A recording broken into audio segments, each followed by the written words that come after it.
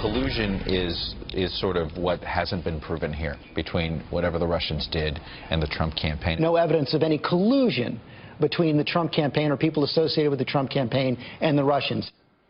Even the mainstream media is admitting that there's probably no Russia connection to the Trump White House. So why can't they stop talking about it? Is this really what American families want to know? Who better to ask than our panel of moms? Joining me right now, we have Beth on the front row in the orange. We have Josie next to her. In the back, we have Courtney with the glasses. And then we have Deborah in the blue shirt. Thank you, ladies, for being with us. Thank you. So, Beth, I'll start with you. Why is the mainstream media harping on this, even though you saw on the Sunday shows yesterday, they're finally admitting there's no connection, there's no evidence? The mainstream media is continuing the story basically because it's a way for them to undermine President Trump's presidency. They want to infer that he shouldn't have won. And he's not their president, so they want to keep the story going. And personally, I think that the left, they need to stop their whining. We all know that cybersecurity is an issue. I mean, it's a fact that the DNC was hacked by Russia. So why doesn't the left get on board with President Trump and his administration? And let's work on, it's a nonpartisan issue, the cybersecurity. It's a national security issue. They need to work together. Well, let me just ask, are any of you concerned that President Trump, his campaign, colluded with Russia to get elected? No. Any of you think that happened? No. And what I would say is if they want to uphold this narrative as if it's factual and it's not factual, so do an investigation, put the narrative aside, report real news, do away with the fake news, because Americans, quite frankly, we're all tired of it. All right, so Josie, what do Americans care about? What do working American moms care about? Well, for myself, I really am concerned about national security. I'm a mother of 3 children. I'm an immigrant, and my family are immigrants from Sicily and Syria. And I am concerned about our borders. Your family's from Syria. What do you think about the Syrian refugee crisis? Do you want us to welcome them into the country? I think that we need to take a pause. I think that we need to get control of our vetting process. We need to know who's coming into our country. I love being a security mom compared to being an angel mom.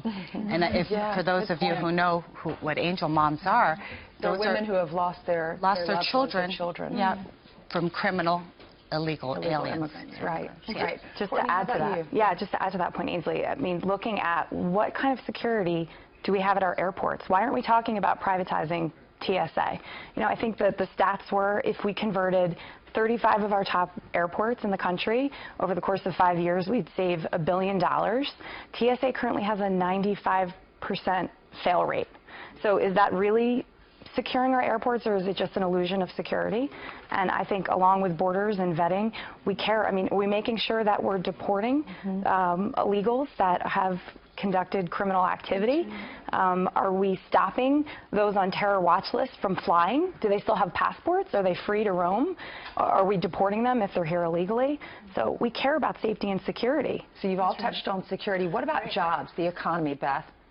Well, I mean, obviously that's important too, and that goes back to the mainstream media and the fake news. They're not reporting on what Donald Trump's doing. Right. Donald Trump is doing exactly what Donald Trump said he was going to do, and the mainstream media is refusing to report facts. I mean, we could just take, for instance, the executive order. There was that new executive order on the travel, it's not a ban, but the travel order, and it was redone on March 6th.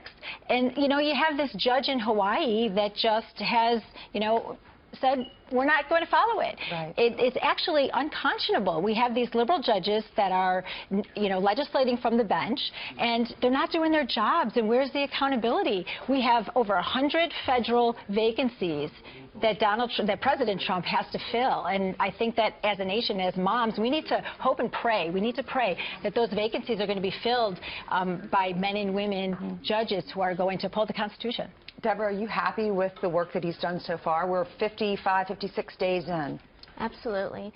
When I'm hearing the reports that ICE, that 75% of the illegal criminal, highlight criminal, illegal criminal immigrants, 75% have criminal records, and ranging from pedophilia and rape and the list is unconscionable. 75%. We read that list of what they've been charged with, and it's like these are the people that he's trying to kick out of the country. That's right. Not separating moms from their kids. Exactly.